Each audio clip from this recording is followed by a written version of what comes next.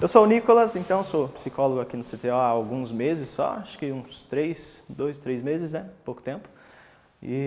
Mas eu trabalho com público do transtorno do espectro autista desde 2017, como estagiário ainda e desde então, né, trabalhando nessa área.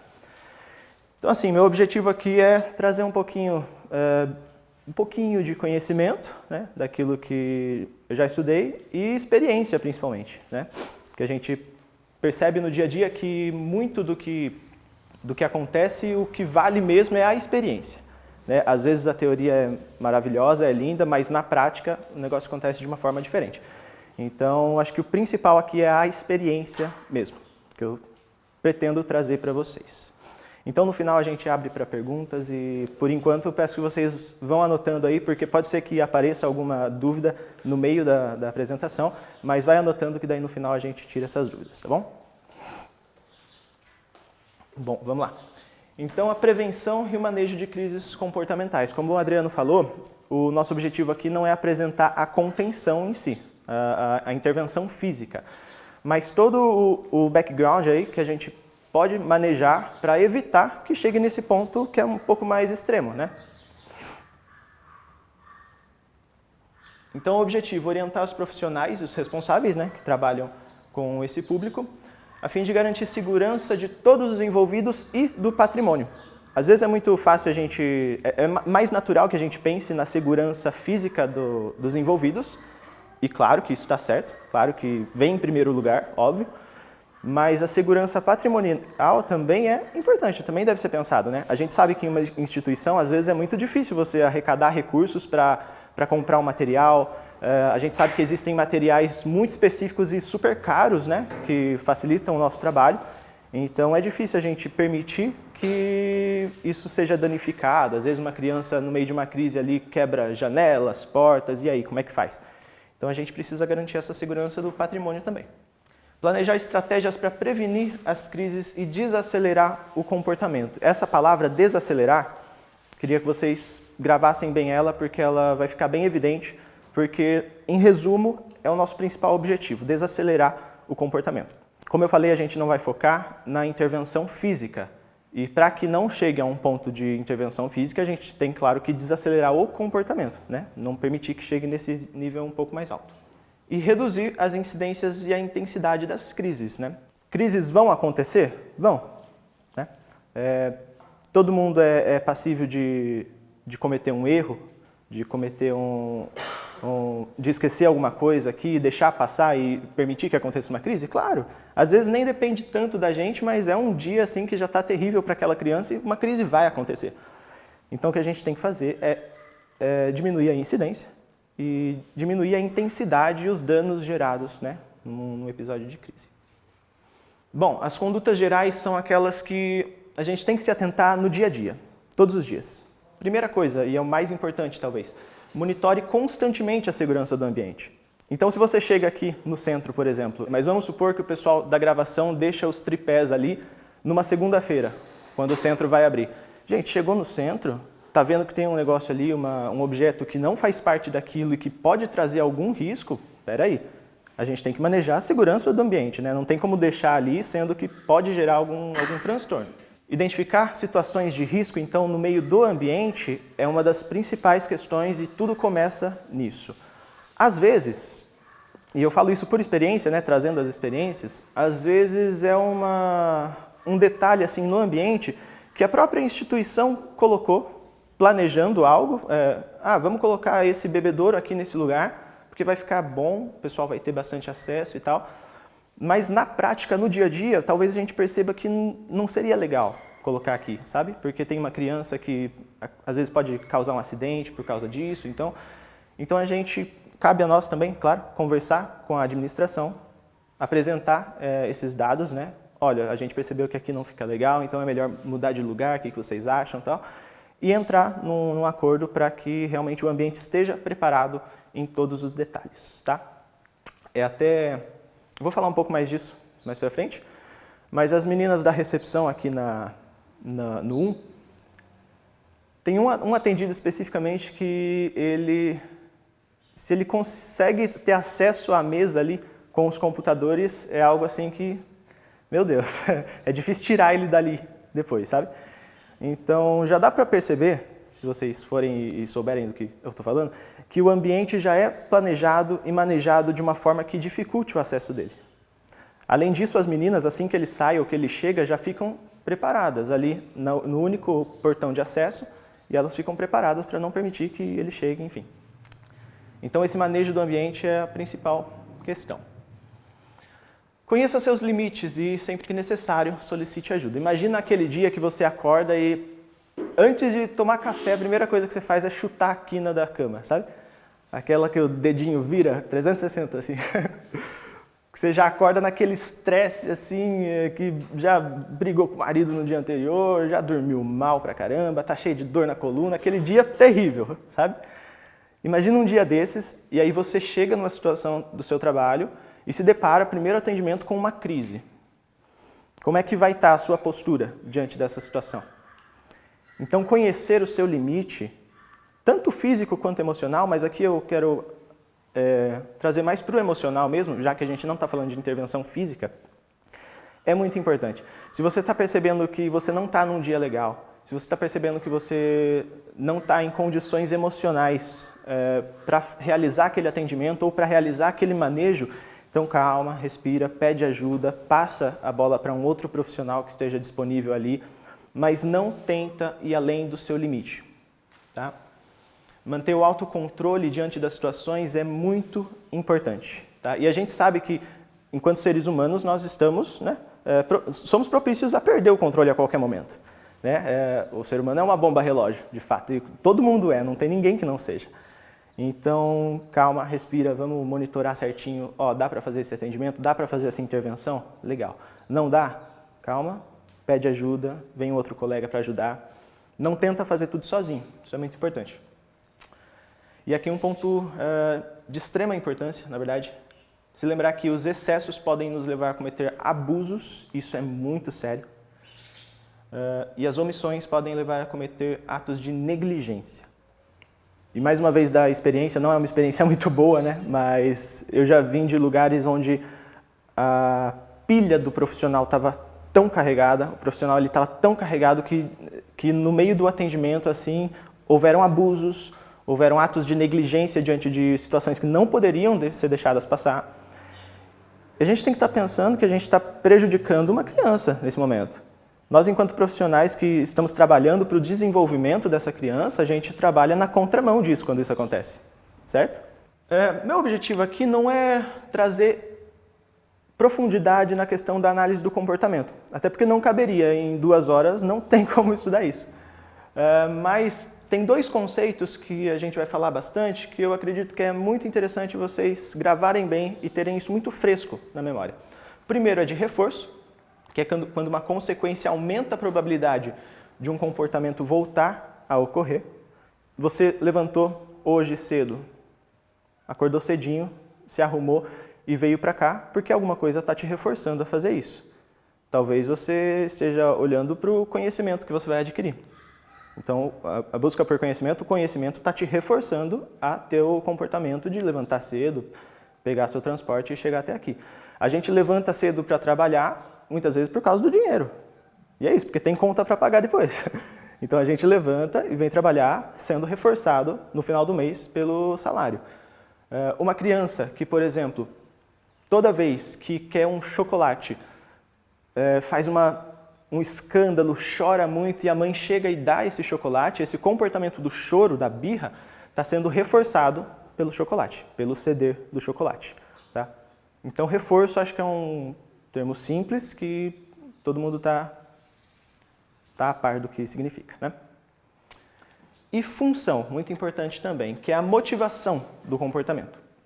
Se a gente for estudar, existem diversos tipos de função de comportamento, mas as principais são fuga de demanda, atenção, acesso a item, né, tangível. Existem outras funções, claro, mas as principais que a gente mais observa são essas. Como assim? Então a criança ela não quer fazer a demanda que foi proposta ali e ela adota um comportamento para que ela não precise fazer aquilo.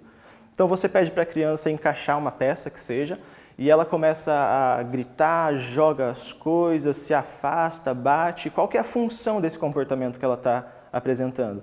É fuga de demanda, ela não quer fazer, ela não quer ter acesso, então ela vai emitir um comportamento para não ter acesso. A criança, como no exemplo anterior, ela quer o chocolate. E o comportamento que ela adota para conseguir o chocolate é chorar, é gritar, é ir para cima da mãe. Qual que é a função desse comportamento? É ter acesso ao item. Tá? Então pense a função, de uma forma bem simplificada, pense a função como a motivação, a razão, o porquê do comportamento está acontecendo. Tá bom? Esses dois conceitos vão ajudar bastante. Se vocês entenderem isso, vai ajudar bastante a compreender o resto do conteúdo. Então, antes de mais nada, né? Aqui é um assunto meio polêmico, mas a gente tem que abordar. Entender a diferença de crise e birra. E para não usar essa palavra birra, porque eu acho que pode trazer algo pejorativo, vamos pensar em comportamento disruptivo. Tá bom? Crise e comportamento disruptivo. Não que a crise não seja um comportamento disruptivo, mas nesse momento a gente vai fazer essa diferenciação para ficar mais fácil entender. Tá bom? A crise é uma resposta emocional ou comportamental, ou ambos, gerada por uma sobrecarga de estímulos. E grava bem essa informação, tá? Sobrecarga de estímulos. Já a birra, ou disruptivo, é uma resposta comportamental que tem uma função específica. E aí pode ser as funções que eu dei o exemplo aqui, né? E para que saber disso, né? Para que saber diferenciar um comportamento disruptivo, birra, de uma crise de fato? Porque em alguns casos, o manejo para essas situações vai ser específico para cada uma dessas situações, tá? Mais para frente eu vou falar um pouco sobre essas diferenças, mas é perceptível, na maioria das vezes, quando é uma crise que está acontecendo, uma crise mesmo, na raiz da palavra, crise, ou é um comportamento disruptivo somente, ali uma birra. Se você conhece um pouco mais a criança, é bem perceptível. Então, diante de um comportamento disruptivo, nós temos muito mais possibilidades de manejo. Tá? Existem mais ferramentas que a gente consegue usar diante de um comportamento disruptivo. Já diante de uma crise, as nossas escolhas, as nossas opções ficam bem enxutas. Então, a gente já não tem mais tanta coisa para fazer diante de uma crise, tá? Quero abrir um parênteses aqui, porque de outros lugares onde eu vim, era muito comum que a gente que a gente pareasse os significados de ambas as coisas e misturasse tudo, sabe? A criança dava um grito por fuga de demanda ali, um comportamento disruptivo, e a gente falava, tá em crise, começou uma crise. Ou falava para o pai, hoje ele teve uma crise, só porque a criança gritou ou jogou as coisas porque não queria fazer a demanda. Isso é perigoso, porque a gente está misturando significados e, de fato, quando uma crise acontece, não é a mesma coisa com comportamento disruptivo. Tá? Então, é importante que a gente saiba diferenciar isso para não, como anteriormente, não acabar cometendo atos de negligência diante de uma crise ou um abuso. Né? Bom, os manejos específicos. Primeira coisa, diante de um comportamento disruptivo, a gente precisa, e aí entra aqueles dois termos que a gente estava observando, a gente precisa entender a função desse comportamento. Então, por que essa birra começou? Por que essa criança começou a gritar aqui na sala? Às vezes, é algo tão sutil, mas tão mínimo assim, que é difícil perceber. E aí cabe você manejar o ambiente, evitar que os acidentes aconteçam, esperar a poeira baixar e depois, sem a criança por perto, você pensar, por que aconteceu isso? Tá? Não imaginem que tudo isso que vocês estão vendo aqui precisa necessariamente acontecer no momento da crise ou no momento do comportamento. Tá? A criança começou a gritar aqui, se jogou no chão, deixa eu lembrar lá, então primeiro eu tenho que descobrir a função. E a criança está berrando, está esgoelando, batendo a cabeça no chão e você está... Qual que é a função disso? Espera aí, antes de mais nada. Não, calma, vamos preservar a segurança de uma forma geral e depois a gente pensa em resolver a situação, numa ocorrência futura. Então, por que esse comportamento começou? Qual que é a função disso? A criança não queria fazer atividade de jeito nenhum mesmo, já sei que é uma fuga de demanda. Tá? Ela não quer fazer, não quer ter acesso àquilo, talvez seja fuga de demanda. Aparentemente não teve motivo, aparentemente assim, estava tudo bem, eu estava preenchendo meus relatórios e aí do nada a criança começou a gritar, a berrar, sempre tem um motivo. A gente tem que entender que um comportamento ele nunca é um comportamento por si só. A criança chora porque chora, ela é criança chorona mesmo. Isso não existe, isso não existe. A criança bate porque ela é assim mesmo, é uma criança um pouco mais teimosa, mais agressiva, isso não existe. Tem função, sempre tem função. Às vezes, a gente tende a pensar que é só o jeito da criança, o jeito da pessoa, porque acontece muitas vezes o comportamento, né? Nossa, mas toda vez que a criança chega, toda vez ela bate, toda vez ela grita a mesma coisa, toda vez que chega. Mas tem função, não é só o jeito da criança, tem um porquê ela está fazendo isso.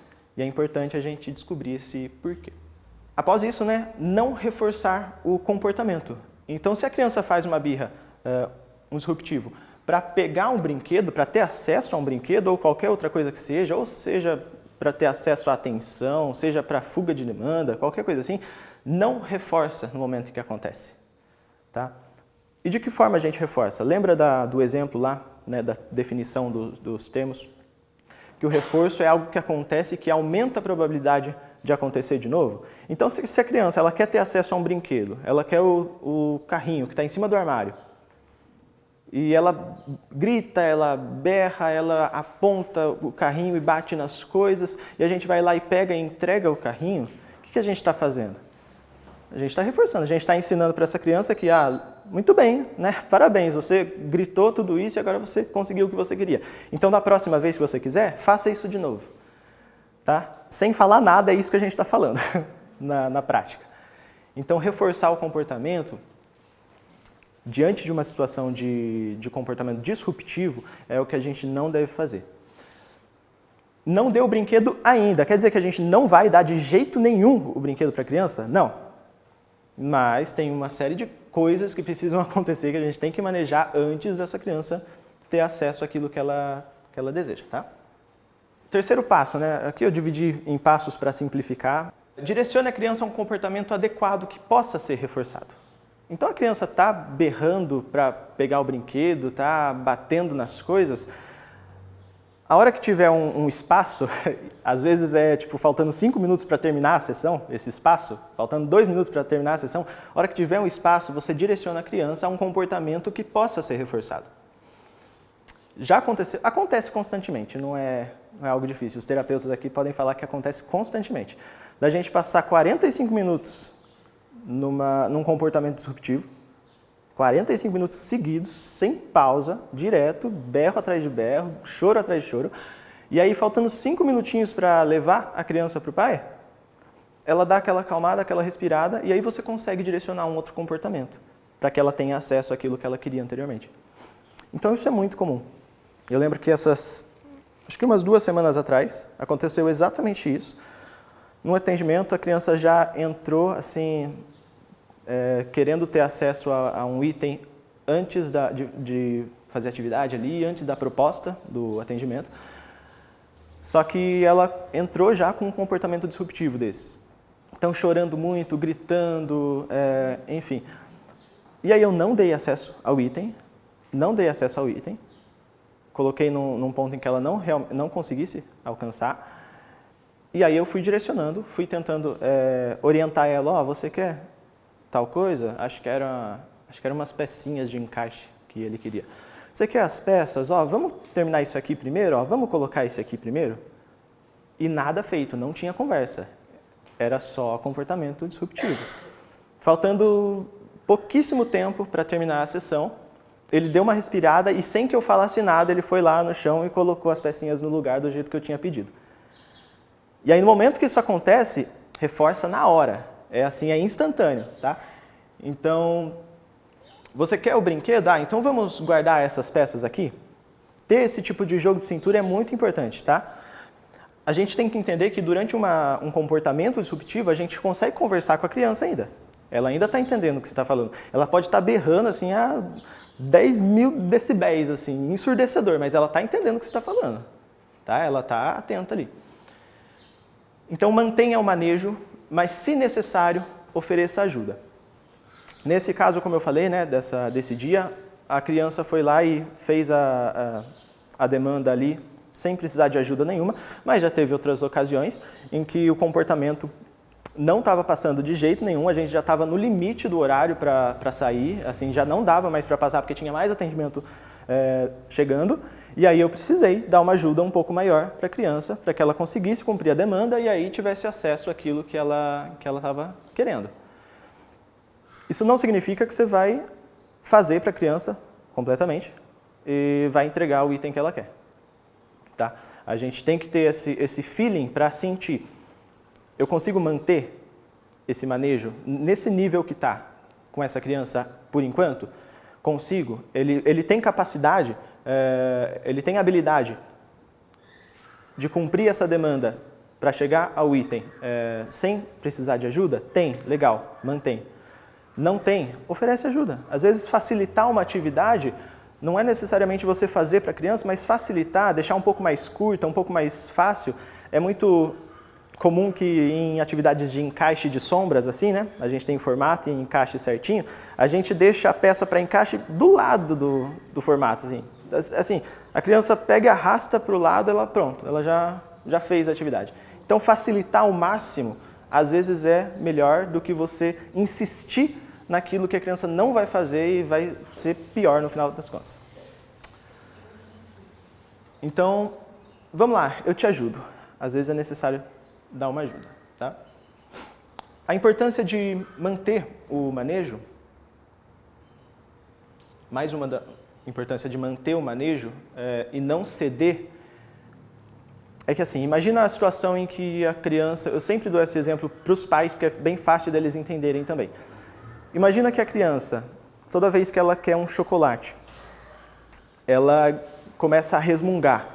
Ela não necessariamente chora, mas ela começa, sabe, aquela resmungar, reclamar, assim, e toda vez que ela faz isso, a mãe chega e dá o chocolate. Um belo dia, essa mãe decide intervir nisso, com orientação de psicólogo, sei lá, qualquer coisa assim, e ela decide que não vai mais dar o chocolate sempre que a criança resmungar. E aí a criança resmunga, não ganha o chocolate. Qual que é a tendência? É que a criança comece a fazer isso mais alto, numa maior intensidade. Então ela estava resmungando, ela começa a chorar um pouco. A mãe não entrega o chocolate. Ela começa a chorar mais alto. Daqui a pouco essa criança está berrando, essa mãe não aguenta mais isso e entrega o chocolate. O que acontece? Essa mãe literalmente ensinou a criança que a partir de agora, quando ela quiser o chocolate, ela não tem que resmungar, ela tem que berrar. Então esse é o risco de você colocar uma intervenção em prática e não sustentar até o final. Às vezes você acaba piorando o comportamento, certo? Então, e um fato que é interessante, a gente tem em mente e está atento a isso, é que a tendência de um comportamento é aumentar muito antes de cair. Então, se você está aplicando uma intervenção, já espere, porque vai piorar. Tá? Vai piorar antes de melhorar. É sempre assim, vai piorar antes de melhorar. Então, essa criança está berrando para ter acesso ao item. Você começou a aplicar essa intervenção, já espere que ela vai berrar muito mais, ela vai começar a bater nas coisas, ela vai jogar as coisas, vai tentar te bater, mas tenha em mente que isso acontece antes do comportamento cair. Eu estou um pouco confusa com o seu exemplo, certo. Porque eu acredito que quando você quer tirar o comportamento inadequado, você já tem que ensinar o adequado para essa criança, até mesmo para você não chegar numa crise como a gente busca isso, né? Então, por exemplo, nesse exemplo do chocolate, não seria indicado a mãe já ensinar qual comportamento que a criança teria que dar para ganhar o item? Sim, seria indicado. Porém, às vezes, como no exemplo que eu dei do atendimento, esse comportamento alternativo que pode ser reforçado não acontece no momento que você quer. Não acontece na hora que você está ensinando. Tem que ter a extinção de comportamento, entendeu? Tentar te dar o exemplo do que aconteceu aqui de novo. Então, a gente passou os 45 minutos com a criança eu passei os 45 minutos com a criança gritando, berrando, querendo ter acesso ao jogo, ao brinquedo. Só que e só no final ela emitiu o comportamento que eu poderia reforçar. Só que eu estava tentando fazer com que ela emitisse essa resposta que eu poderia reforçar desde o começo. Entendeu? Então, por mais que essa mãe ela esteja falando assim, você quer o chocolate? Então vamos pedir, por favor? Um exemplo, né? Que seja esse comportamento alternativo. Por mais que ela esteja falando isso, o comportamento de gritar já foi reforçado anteriormente, então ele vai insistir nesse comportamento antes de emitir uma outra resposta. Entende? Então, a gente coloca o comportamento alternativo que a gente quer reforçar, que pode dar acesso ao item ou qualquer outra coisa, só que não é na hora que a gente coloca que ele vai acontecer. Esse comportamento disruptivo tende a piorar muito antes da criança adotar o outro comportamento que você estava oferecendo já. Entende? Tá? Quer ver? Imagina assim, só para a gente entender mais um pouco dessa questão do reforçamento. Não sei se alguém tem o costume aqui, eu não tenho, mas de jogar na loteria. Enfim, tem muita gente que joga na loteria, né? Faz suas apostas lá. Quantas pessoas ganham na loteria real, assim? É um número enorme ou é um número mínimo? Mínimo. Pouquíssimas pessoas ganham na loteria, né? Pouquíssima gente ganha dinheiro de verdade apostando. E por que não todo mundo, né? Mas modo de falar, por que todo mundo aposta mesmo assim? Sabendo que é mínima a chance de ganhar. É porque vez ou outra acontece, né? Pode ser que aconteça comigo, pode ser que não aconteça, mas eu vou continuar porque se eu não tentar não vai acontecer. Quando a gente está falando de comportamento, a gente imagina quase uma loteria. No sentido de que se eu reforço de vez em quando só, é muito pior depois para você tirar esse comportamento. Tá? A gente chama isso de reforço intermitente, então de vez em quando ele vem. Imagina só, se todo mundo que jogasse na loteria ganhasse toda vez que jogasse, a primeira pessoa que não ganhasse quando jogava, o resto parava de jogar. E falar, não ganhou, então acho que parou de dar prêmio. Agora, como é algo que acontece de vez em quando, com um conhecido ou outro, tem amigo do primo do fulano que ganhou, opa, pode acontecer comigo. A mesma coisa o comportamento. Não é sempre que eu berro que eu ganho o chocolate, mas eu sei que de vez em quando a minha mãe já não está aguentando mais, ela me dá o chocolate. Então eu vou manter esse comportamento, ainda que eu não ganhe o chocolate, eu vou manter, porque eu sei que um dia ele vem. Tá? Isso é complicado, né? Isso é complicado. Porque às vezes a gente reforça de uma forma intermitente, de vez em quando, às vezes sem querer. Né? Mas a gente tem que ter consciência para enxergar isso e entender que isso acaba atrasando um pouco o nosso trabalho. Né? Então, trazendo para aquilo que você disse também, a gente ensina, claro, o comportamento alternativo e a gente reforça sempre que esse comportamento alternativo acontece. Sempre. Tá? A princípio. Porque se a gente coloca num esquema de reforço intermitente, o disruptivo, a gente piora a situação. Uma estratégia bem legal, bem bacana, é você começar reforçando continuamente o comportamento alternativo e aos poucos, com manejo, com planejamento, você ir deixando intermitente esse reforço. Né? Isso vai fazer com que futuramente, depois de algum tempo de trabalho, o comportamento adequado dessa criança se mantenha ainda que não haja reforço imediato. Certo? Então isso é importante. É muito melhor do que você reforçar continuamente, toda vez, na primeira vez, segunda, terceira vez que não aconteceu o reforço, a criança para de emitir aquele comportamento. Imediatamente após a conclusão da demanda, reforce. Imediatamente. Não é algo assim, fulaninho fez a atividade aqui, só que o reforço dele está lá na cozinha. Espera um pouquinho, eu vou lá pegar. Não, tem que estar na mão. Tem que estar ali já, entendeu? É um chocolate? Está com o chocolate no bolso, entrega só. Certo? Imediato. Tem que ser tem que ser imediato mesmo, principalmente no começo, justamente por essa questão de eu tenho acesso fácil quando eu faço isso. Aos poucos, com planejamento, quando a gente for pensar em reforço intermitente, aí a gente consegue dar uma pausa, colocar um tempo de espera ali um pouco maior antes do acesso ao item, mas isso com planejamento, com um pouco mais de trabalho. Algo muito importante, eu não coloquei isso aqui à toa. Muito bem, agora pode pegar. O reforço social é muito interessante, é muito importante também, numa boa parte dos casos. Claro que não é com toda criança, né?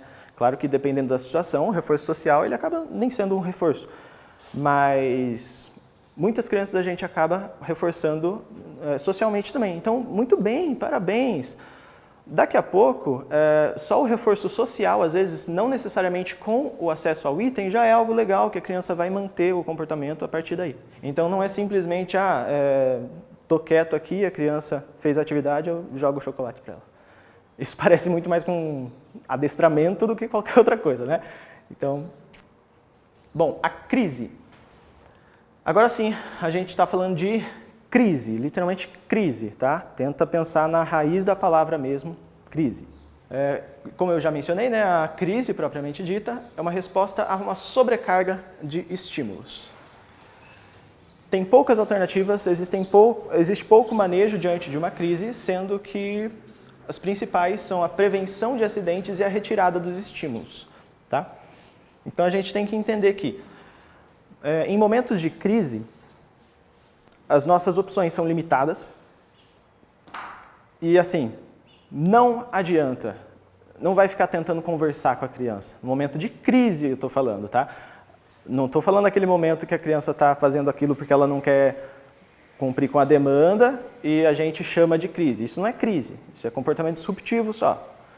Estou falando crise mesmo, aquele ponto que já chegou num extremo que não adianta mais conversar. A criança ela não vai te ouvir, ela não vai entender o que você está falando, porque ela já está numa sobrecarga de estímulos muito alta. Então imagina, você está com uma criança ali no meio de uma crise intensa, e você falando na orelha dela, se acalma, calma, senta aqui, vamos, segura ela, traz até a almofada, senta aqui, calma. Olha a quantidade de informação, ela já está sobrecarregada, como que a gente vai fazer isso com ela? Entende? A gente vai só piorar a situação e prolongar essa crise. Então lembra que a nossa ideia é, diante de um momento de crise, evitar que as coisas piorem. Evitar que as coisas piorem, no momento de crise, às vezes é simplesmente retirar os estímulos do ambiente e acalmar, esperar. Calma, uma hora essa crise vai passar, tá? Então não adianta tentar convencer a criança a parar de ter uma crise. Ela não está fazendo isso por questão de comportamento, especificamente por uma função, tá? É uma sobrecarga de estímulos.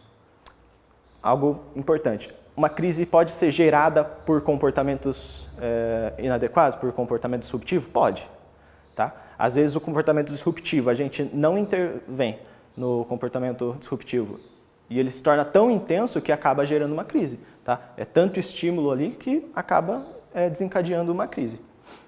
E sinceramente, 50%, 60% das vezes que uma crise acontece é por causa disso, né? A gente percebe que a gente às vezes é turrão, teimoso, quer forçar a criança a cumprir a demanda ali e a gente desencadeia uma crise daí, tá? Então cuidado. Qual é o procedimento diante de uma crise? Então, se possível, retire os estímulos do ambiente. E uma sala de time-out é uma boa opção para isso, tá? É uma sala sem estímulo, uma sala totalmente clean, limpa, para que a gente possa retirar todos esses estímulos mesmo.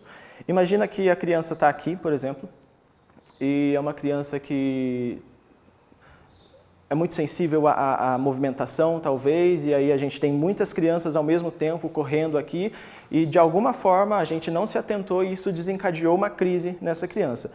Talvez a retirada dos estímulos seja levar a criança para uma salinha de time-out e esperar, aguardar esses estímulos, né, reduzirem para que ela possa ficar melhor.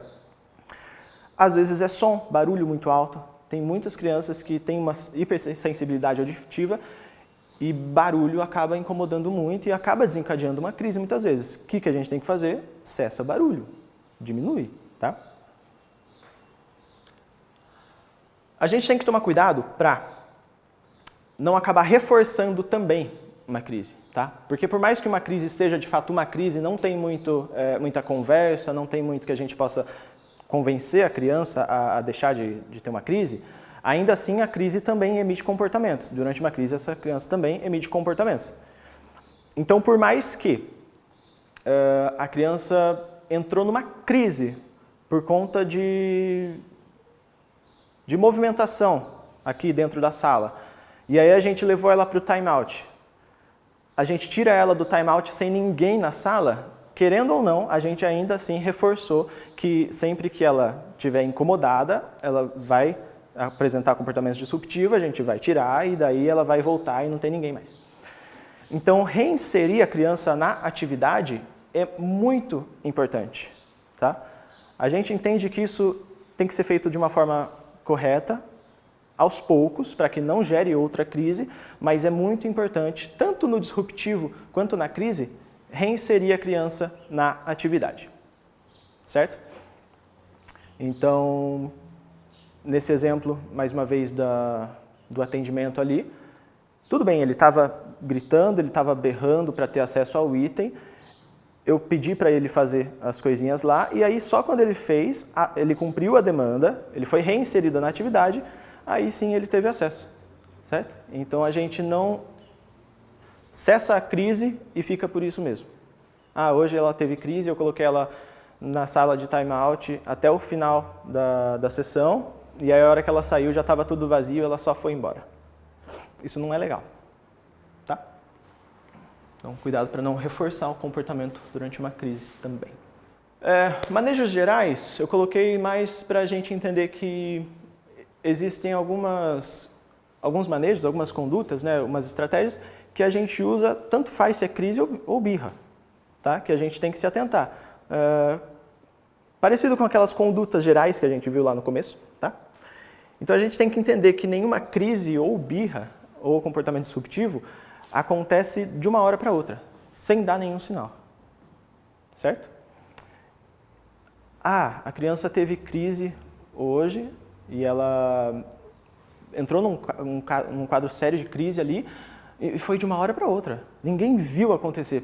Peraí, ninguém viu, tudo bem, mas ela estava dando sinais. Eu posso apostar com você que ela estava dando sinais de crise. Ela estava dando sinais de comportamento, tá? Então, é muito importante a gente conhecer a criança com quem a gente está trabalhando. É de extrema importância a gente conhecer os trejeitos, os sinais que essa criança dá quando está incomodada de alguma forma, para que a gente consiga, de fato, prevenir a crise e não ser pego de surpresa só quando ela acontece, tá? E assim, é certeiro, não existe crise de uma hora para outra, não existe comportamento inadequado de uma hora para outra, existem sinais, a gente tem que estar atento a esses sinais para evitar que chegue nesses pontos extremos, tá? É interessante, assim, às vezes são sinais tão mínimos, assim, sabe? Que é muito fácil deixar passar, muito fácil. Tem uma outra criança que eu atendo, que o sinal de quando ela está prestes a entrar em comportamento disruptivo e talvez uma crise, é que ela simplesmente fica coçando o nariz. Sabe quando você, para quem tem rinite, está com a rinite meio atacada, você fica, sabe? Então essa criança começa a fazer isso. Assim, você olha e fala, não, deve ter alergia, até, tadinha, o tempo está seco, deve estar coçando, normal. Só que para quem conhece, sabe que, opa, é melhor ficar atento agora. Né? É melhor a gente prestar mais atenção, tentar ver o que está acontecendo, o que está desencadeando esses sinais, para que aí a gente evite, né, qualquer situação maior. Tem uma questão também muito interessante, que é o antecedente. Às vezes a criança ela chega para nós e ela já tem um comportamento lá no carro com a mãe, na entrada, né? Ou em casa, ou na hora que chega na clínica, ela já teve esse comportamento adequado lá, foi forçado por algo que a mãe prometeu e ela não teve. E dessa forma a criança chega para nós e já vai direto com o profissional. E aí cabe a gente também estar atento a isso, né? Porque o que fazer, qual a situação que a gente deve tomar, esperar a criança acalmar. Sim. Né? Então a gente começar a nossa demanda e dar os antecedentes do que a gente vai trabalhar com ela também. Sim. Preparar a criança para aquilo que vai acontecer realmente, né? E algo que me lembrou aqui agora, que acho que é muito importante a gente ter consciência, é de que o nosso trabalho, de uma forma geral, e não importa se você é terapeuta, estagiário, não importa, ele é um trabalho que precisa caminhar de mãos dadas com os responsáveis da criança. Então, por exemplo, né, essa mesma criança aí do exemplo que eu estou dando, toda vez que ela está em sessão e ela apresenta algum comportamento disruptivo, ela começa a falar assim, quero batata, quer batata, quer batata. E toda vez eu fico me perguntando, o que é isso, né? O que é batata? Eu nunca apresentei batata aqui para ela, o que é isso? E aí um dia eu fui falar com o pai, e aí ele falou, não, é que todo dia que ele sai da terapia, a gente passa no McDonald's e compra batata. Então quer dizer, imagina se ele está nesse comportamento disruptivo, quer batata, eu acabo liberando ele no meio desse comportamento, e aí o pai vai lá e leva no McDonald's, dá batata. Gente, foi tudo por água abaixo, né, o que a gente trabalhou. Então, andar em parceria com os pais, orientando os pais, é muito importante. Não adianta nada eu fazer um baita manejo maravilhoso ali de comportamento na sessão, porque a criança estava terrível, porque queria o chocolate que eu levei, e eu fiz o manejo, ela conseguiu o comportamento alternativo ali, ela pôde ser reforçada por um comportamento legal, positivo, só que daí chega na recepção, ela começa a chorar e o pai entrega o chocolate na hora. Lembra daquela questão do reforço intermitente? De vez em quando tem, de vez em quando não tem, vou continuar fazendo. Isso acaba piorando muito a situação. Então, conversar com os pais, orientar os pais, é sempre muito, muito importante. A gente tem que caminhar de mãos dadas com os responsáveis mesmo. Claro que isso gera incômodo. Claro que não é nada fácil. Se não é fácil para a gente que está 50 minutos, 1 hora com a criança por semana, imagina para os pais que estão o dia todo, quase todos os dias, né? Então, cabe a nós também fornecer essa informação para os pais, para que eles entendam que é um trabalho que é necessário, mas que vai gerar algum incômodo e que vai demandar algum esforço ali da parte deles também, tá? E é incoerente a gente simplesmente orientar o pai a fazer alguma coisa e não auxiliá-lo diante das dificuldades que ele tem. Lembra que a gente está trabalhando para o desenvolvimento dessa criança, mas a gente, indireta ou diretamente, também está trabalhando no desenvolvimento dessa família, né? Isso é muito importante. Então a gente precisa conhecer os sinais, né? Voltando, para a gente então pensar em desaceleração. Desacelerar é manejar o ambiente para evitar que os sinais evoluam, né, para comportamentos disruptivos de fato ou para crises. Quando eu percebo então que a minha atendida ela começa a coçar muito o nariz, eu já paro, fico atento, vejo o que está acontecendo, se tem um estímulo ou outro que está incomodando ela, se a atividade está muito difícil para ela, e aí eu mexo nas coisas, eu altero as coisas, vou testando até eu perceber que, opa, está tudo bem, aqui eu posso continuar, certo? Então você está percebendo esses sinais, está percebendo esses indicativos de crise, de comportamento, e não está fazendo nada, você está literalmente pedindo para a criança explodir em algum momento, né? Alguns exemplos de manejo para desaceleração, né? Pensando ainda não pensando no comportamento disruptivo em si e ainda não pensando na crise, pensando nos antecedentes, né? No pré-crise, pré-comportamento. Mudar a criança de lugar, às vezes funciona, principalmente se você está num ambiente escolar, às vezes a criança está sentada do lado de um colega que, né, é um pouco mais barulhento, ou a sala está muito barulhenta, ou aquele colega está incomodando aquela criança de alguma forma, às vezes mudar de lugar vai melhorar. Desligar som alto, se for o caso, né, de uma hipersensibilidade. Ligar uma música calma, isso funciona com muitos atendidos. É interessante que eu tenho um outro atendido que ele gosta muito de umas musiquinhas bem calminhas do mundo bita, assim, sabe? E aí eu percebo que ele está começando a se incomodar. Claro que manejando de uma forma adequada para que isso não seja um comportamento inadequado para ter acesso à música, né? Então, cuidado com isso também, tem que ser pensado em tudo isso. Mas de uma forma ou de outra, às vezes, no meio da demanda, eu nem pedi para ele parar de fazer o que ele estava fazendo, mas de fundo eu coloquei uma música calma. Às vezes funciona muito bem. Exercícios de respiração. Essa parte já é para aquelas crianças que já têm mais entendimento, que já têm uma questão cognitiva um pouco, que entendem melhor, né, instruções.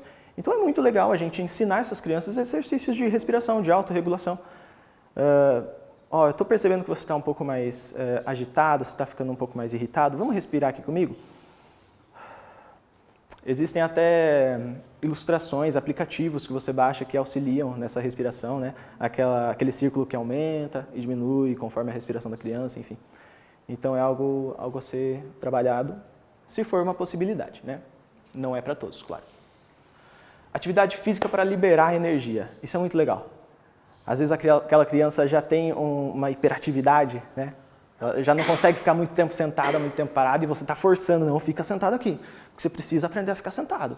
Não, às vezes é mais vantajoso você dividir essa demanda em pequenas partes, e aí depois que ela faz uma parte, agora vai correr. Sobe nas coisas, dá cambalhota, pula, faz o que você quiser, depois você volta aqui e faz mais um pouquinho, vai correr. A gente vai fracionando a atividade e vai permitindo que essa criança libere um pouco dessa energia, dessa tensão. Isso quer dizer que o tempo de espera, o tempo de permanecer sentado com a criança, nunca vai ser trabalhado? Não. Mas como eu falei, a gente tem que ter cuidado para inserir os treinos gradativamente, tá?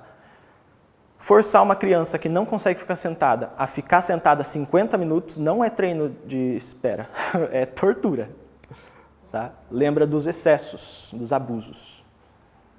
Então vamos com calma também a criança. Tornar a atividade um pouco mais simples, então estou percebendo os sinais, estou percebendo que essa demanda aqui está muito complexa para ela, ela começou a ficar um pouco mais agitada. Não preciso tirar a demanda, porque isso vai reforçar um comportamento inadequado, mas eu posso facilitar. Está cheio de pecinha espalhada aqui e o bloco de encaixe aqui. Vamos facilitar? Vamos colocar cada pecinha do lado do seu encaixe bonitinho, para ela só arrastar as peças? Legal, tá ótimo, facilitou e cumpriu a demanda. E, enfim, né? Existem infinitas possibilidades, depende de cada criança. Claro que você não pode anotar tudo isso aqui e sair aplicando em qualquer criança, né? Você não pode pegar tudo isso aqui e fazer um checklist. Eu já tentei mudar de lugar, não deu certo. Agora eu vou tentar desligar o som alto. Tanto faz para a criança som alto ou não. Por isso que existem infinitas possibilidades, porque depende de cada caso. E eu acho que essa é ao mesmo tempo que a magia, também é a dificuldade do nosso trabalho, que nada é certo, né? Tudo é uma surpresa. Cada dia é um dia mesmo. E mais uma vez, né, já foi falado isso, mas para reforçar, é muito importante que após a desaceleração, a gente reinsira a criança na demanda, na atividade. Ainda que com ajuda, para que a gente não venha reforçar essa fuga de demanda, no caso, se for essa a função do comportamento, né? E é isso, gente. Obrigado.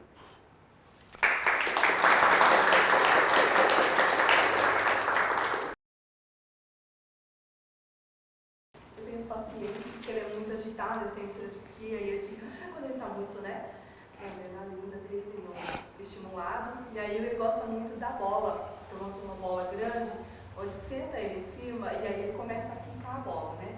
Você quica a bola com ele em cima, isso vai regularizando ele novamente, e aí ele consegue se acalmando, se regulando, porque ele está muito acelerado, aí eu volto para a atividade e eu consigo fazer com ele a demanda.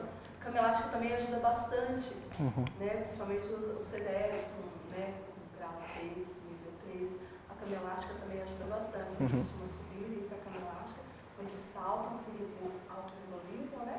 Normalmente, e aí a gente volta para a atividade, alguns exemplos bons também, tá passando a escova na sola do pezinho também, ajuda bastante a criança a regularizar novamente. Algumas coisas aí que a gente vai fazer na prática e que dá certo. É tudo uma questão de experiência, né? A gente tem que ir experimentando. Experimentando. Eu conheço... Cada criança é diferente uma da outra, Sim. né? Sim. Dá certo para um, mas não dá certo para o outro, vamos ver o que a gente pode estar fazendo para o outro. Conheço uma criança que não é atendido meu, de um colega, que ele já entendeu que durante as sessões não rola pedir que a criança fique sentada numa cadeira, de frente para uma mesa. O que ele fez? Pegou uma dessas bolas de pilates e fez a criança sentar na bola e fazer a atividade. E ótimo, deu super certo, porque a criança, à medida que ela vai precisando, ela vai se estimulando ali e consegue cumprir com toda a demanda de uma forma muito mais produtiva, né? Então, perfeito. A gente tem que ir adaptando as situações, né? A gente tem que sair da caixa, Parar de pensar quadrado, que não, é isso aqui, é demanda por demanda. Tem que cumprir isso aqui, ó. Como se a gente tivesse uma linha de produção e tivesse meta para bater. Né? Então, não é assim que acontece. De repente, montar uma mega sessão também, chegar naquele dia, não consegue. Não, vai ser algo totalmente novo. Mas não é algo que a gente possa frustrar por conta disso, né? Hoje aconteceu isso, mas amanhã eu posso ter aí uma evolução legal para esse paciente. Perfeito. De alguém?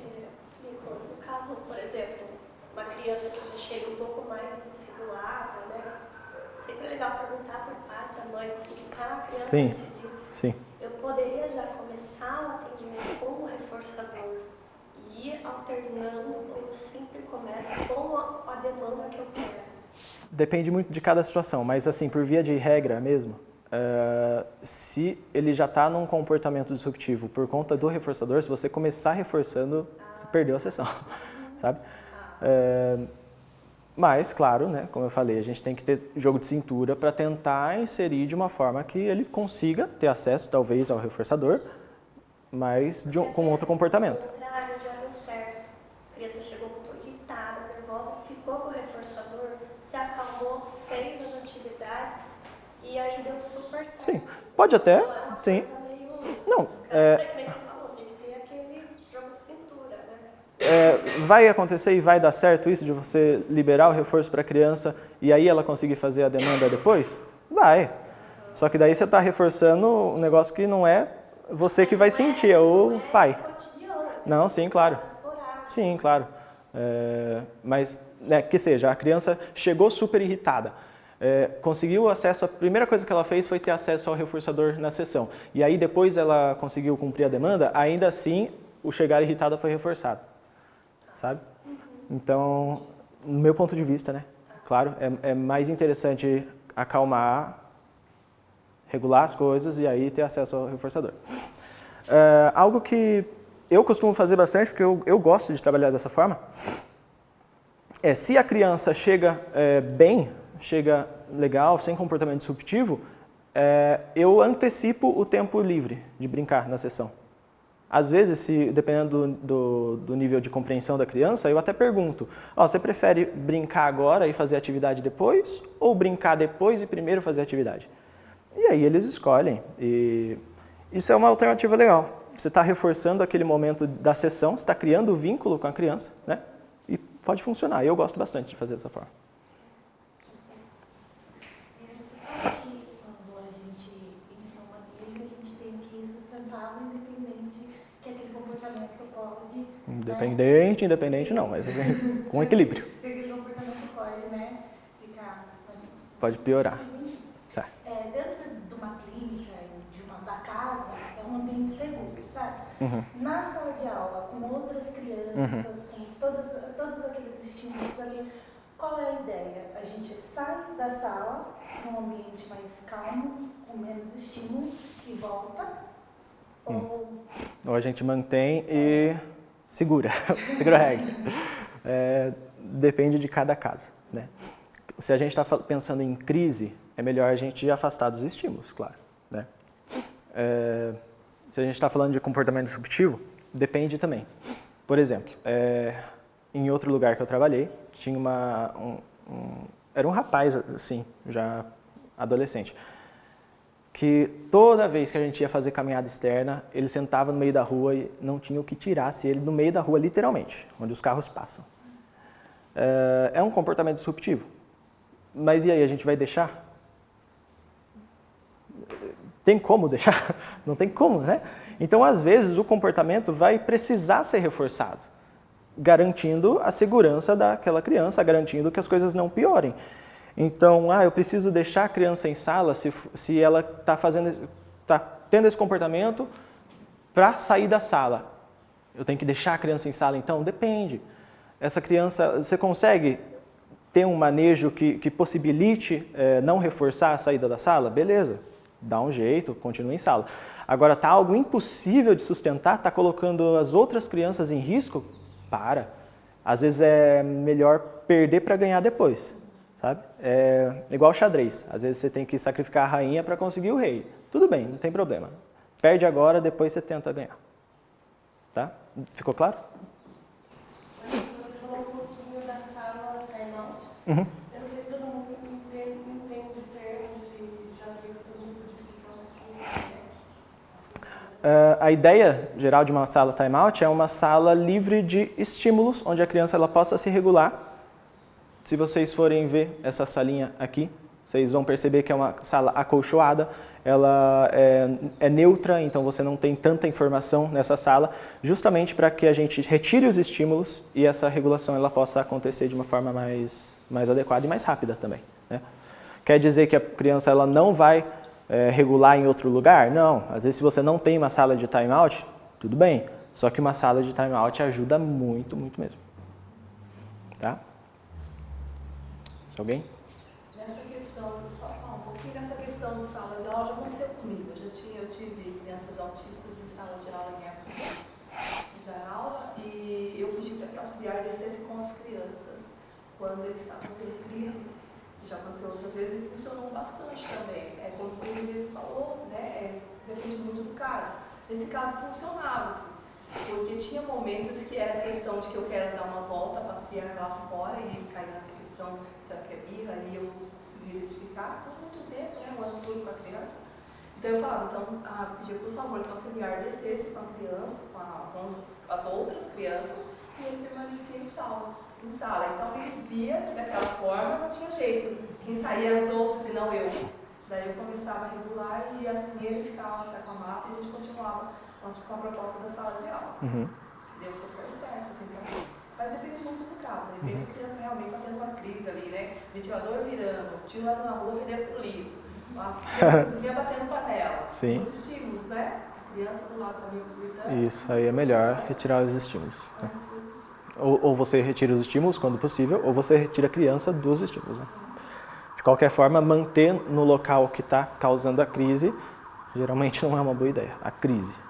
Né? Algo interessante que me veio agora é que é muito importante que todos os profissionais envolvidos com a criança estejam falando a mesma língua. Né? Então não adianta você não reforçar um comportamento, sendo que o seu colega da sessão seguinte vai reforçar. Tá? Por isso a importância das reuniões de equipe, né, dos alinhamentos ali, para que a gente entenda e pense, essa criança faz X, o que a gente vai fazer diante de X? É Y? Então é Y, e é isso que a gente vai fazer. Tá? Todo mundo tem a mesma conduta, para que não entre na questão do reforço intermitente e acabe piorando a situação, ao invés de ajudar. Tá? O que mais? E esse adolescente é um anjo, realmente. Né? Não tinha, até entre os terapeutas, eu não tinha queixa. Né? Uma criança boa, um comportamento muito bom. Mas a mãe traz a queixa. Né? E eu comecei a olhar para a queixa da mãe, tentando entender, mas, poxa, aqui é ótimo.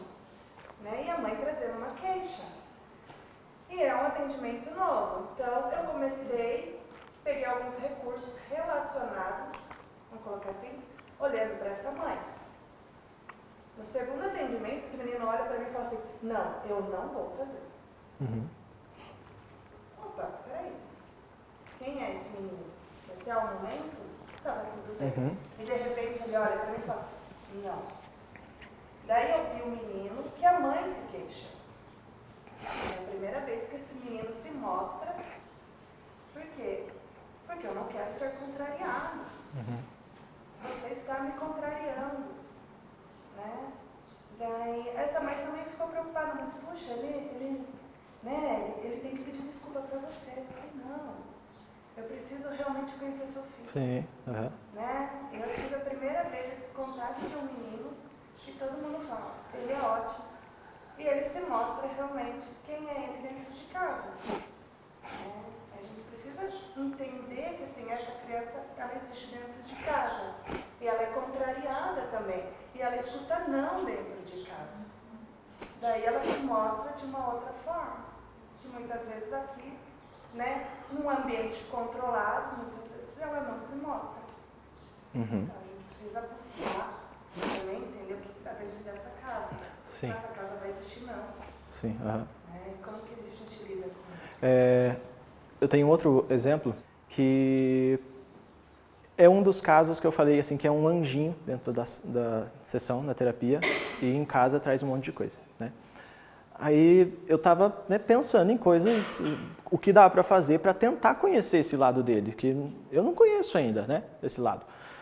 E aí a mãe trouxe uma questão que, assim, toda vez que... Uma das questões que trazem esses comportamentos, né, é que toda vez que ela está no telefone com alguém, ou que ela está conversando com alguém, que ela não está dando atenção para essa criança, e que essa criança não tem acesso a itens, a brinquedos, esse tipo de coisa, fica mais ocioso, toda vez é quando esse comportamento acontece. O que eu vou fazer? Eu vou simular a mesma situação dentro de uma sessão, né? Então eu chego na sessão, retiro todos os brinquedos, tudo que possa reforçar, que ele possa se entreter ali da sessão. Eu chego na sessão e eu simulo uma conversa no telefone, que seja, sabe? Para ver como é que ele vai reagir. E dá super certo às vezes. Às vezes, realmente, a criança mostra essa outra face que anteriormente você não tinha percebido. A gente tende a trabalhar, e eu falo por mim mesmo, e isso está certo, claro, a gente tende a trabalhar de acordo com aquilo que é legal, que é prazeroso para a criança também, né? A gente tenta fazer com que a sessão seja positiva para ela, que ela goste de estar ali, que ela queira estar ali. Só que, às vezes, esse tipo de manejo impede que a gente olhe, que a gente perceba essas questões que só acontecem em casa, porque em casa não é sempre do jeito que ela quer, né? Então, às vezes, é necessário que a gente realmente maneje o ambiente de uma forma que não vai ficar tão agradável para a criança, mas a gente precisa ver esse outro lado, né? Então, é a coisa mais comum que tem, A gente percebe que a mãe fala uma coisa e a gente vê outra coisa e a gente fica assim...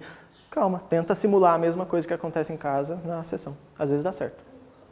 Eu acredito que muitas vezes esse comportamento não aconteça em terapia porque a gente sabe manejar e os pais não. Sim. Então, em casa, a mãe não sabe manejar o comportamento. Sim.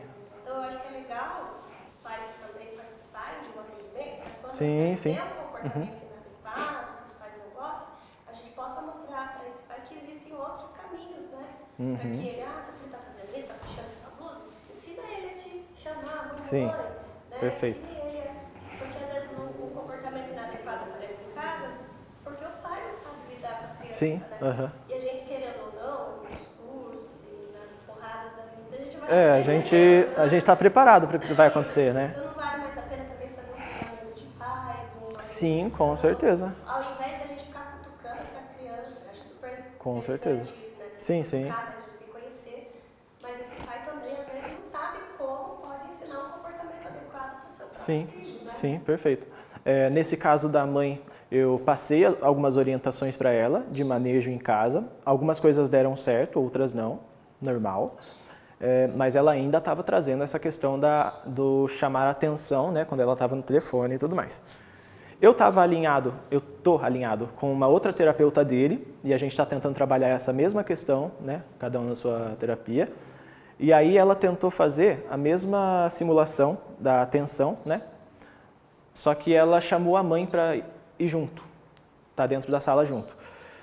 E daí não deu certo, e daí não funcionou, porque estava a mãe junto.